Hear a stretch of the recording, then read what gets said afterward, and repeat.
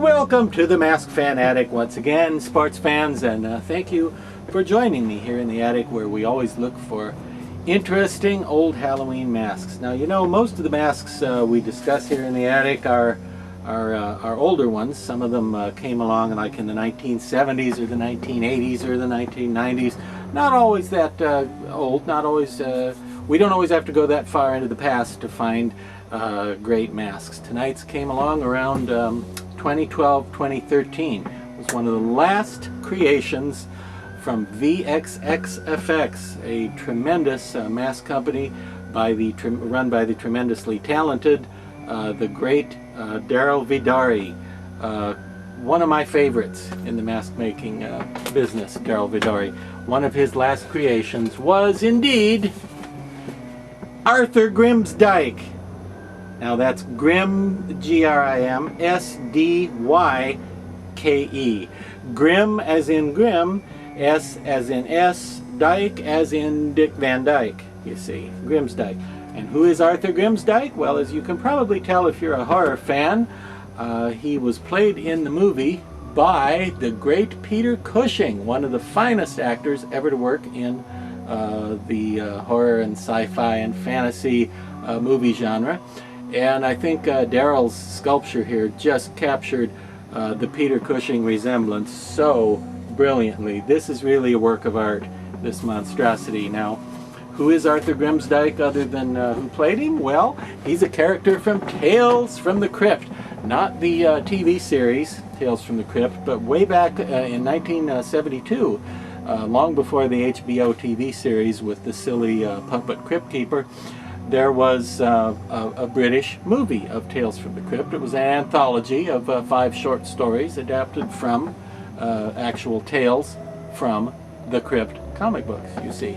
And one of those was called Poetic Justice, and it had Peter Cushing as an eccentric old man who is driven to suicide by some rich, evil, nasty, hateful rich people. And he comes back as what I think is one of the creepiest and spookiest rotted corpse zombie type characters in all of cinema. And this is just what it looked like. Now, several other attempts have been done at this character, this zombie Arthur Grimsdyke. A nice one by Harry Inman, and there have also been versions by Death Studios. Theirs is called Corpus Delicti, but it doesn't really look like Peter Cushing. It looks like this character, but it looks like somebody else would have been under the makeup.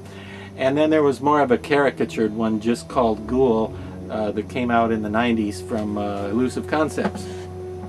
And those are just ones that I know of. There may have been others, but those are 3 other versions of this character that I'm aware of. And this is my favorite. It's nice and big, and again, like I said a minute ago, it just looks just like it. It just looks exactly like it. Now, if there's anything negative to be said about this fabulous mask, it's that it's only a 3/4 mask. Can you see that? See, it stops right at the back of the head, so it doesn't have a neck and it doesn't have a complete back. It is just a 3/4 mask, sort of like in the style of the masks that Topstone used to make, only much, much finer quality than that, obviously. Now, there are only 11 of these that were made. Holy mackerel. And 10 of them look just like this, all painted and haired by Daryl Vidari himself, with pretty much the same color scheme and the same type of hair with, and I like the mud. Do you see he's got mud in his hair? Because, see, in the film, he comes up out of the grave and out of the ground, so he's all muddy and dirty and such. This series of 11 really is only a series of 10, because the 11th one was given an alternate paint job and was made wearable, whereas the 10 were for display, as evidenced by the fact that these eyes aren't actually cut out, they're just painted in black. And that was one thing that was so effective and creepy in the movie, and was really pretty innovative. Makeup was designed by the famous English makeup artist Roy Ashton. And I think it was one of his creepier creations. He had this prosthetic over the eye area of Peter Cushing's face with little pieces of dark screen inside there, so that it looked like he had no eyeballs, so he kind of looked like a skull.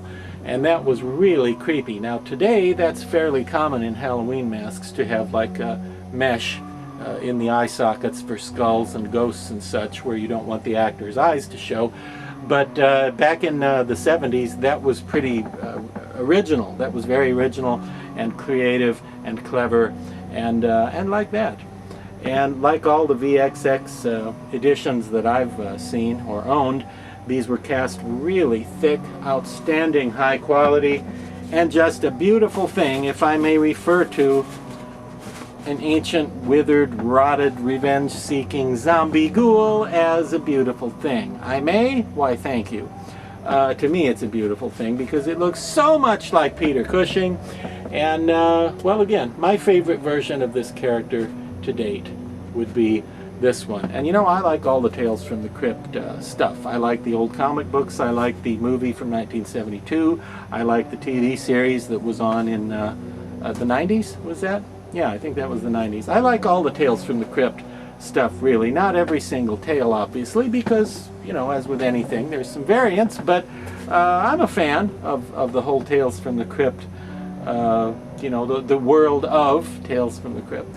And, well, if you are, one of the best things I think you can own is the Arthur Grimsdyke mask by Daryl Vidori of VXX Effects, one of the last things he created before he got out of the mask business.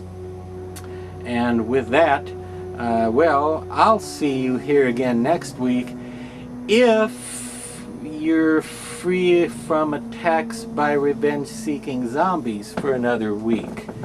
Now, if you've driven someone to suicide, there may be a zombie out there looking for you. I do hope not.